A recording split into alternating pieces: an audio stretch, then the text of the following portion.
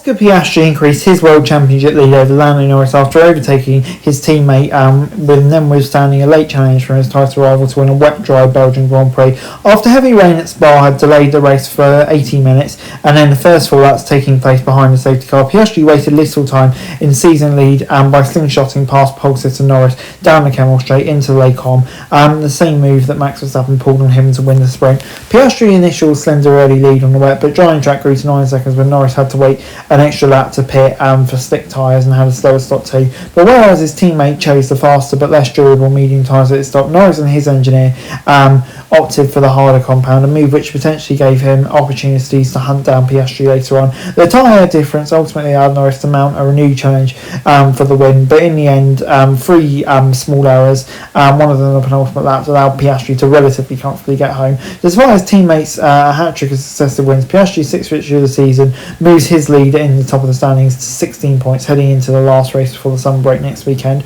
Reigning champion Max Verstappen is now 81 points behind after being beaten to third by Leclerc. After an impressive qualifying performance, he was able to withstand early pressure from the Red Bull and held him off. Lewis Hamilton salvaged seventh in a really poor weekend for him, and Hamilton, whose car had taken out a part firme to fit kind of a wet downforce setup, really made progress late on, pit at the right time, so yeah, he'll be pleased with that, but couldn't get past Albon towards the end. Russell finished 5 seconds ahead of both in fifth, but it was ultimately disappointing for Mercedes, with Antonelli having a tough weekend in 16th, but Liam Lawson capped a strong weekend in 8th for Racing Bulls ahead of Bortoletto and Gasly in 10th. As had been forecast all week, we were guaranteed to get rain, and the microclimate in the Ardennes forest arrived in bucket load before the race. The F3 race had to be cancelled, F2 had lots of safety cars, and there was heavy rain before the race started, and that led to the formation that taking place when drivers complained of visibility. It's called off. Verstappen called it a bit silly. The safety car duly led drivers back around to the pit lane, and then we waited for another 80 minutes through downpours. The safety car was initially redeployed again for the race actual first fall laps throughout the field before it was deemed safe, but Norris' starting advantage gained qualifying immediately seemed vulnerable when Piastri got a better run and then overtook him through the straight. But Zach Brown said he had a small battery issues, but Oscar did a good job, nothing more to complain. With it being clear that the track was now quickly drying, and they pitted on lap 13 for slicks, which just shows we could have gone a lot earlier in my opinion. McLaren were unable to double stack their drivers, and that meant that Piastri had the advantage of pitting first, and that obviously allowed a lot of time, but I think Norris probably made a better decision with his tyres, having those moments where he was faster towards the end of the race, but he did kind of mess it up with several mistakes into the source, for example, but at the end of the day, Norris said Piastri deserves it, but I just felt like Piastri was struggling at the end. He admitted it himself. If Norris hadn't made those mistakes, he really could have got into DRS and put Piastri under pressure later on, then it would have been very intriguing.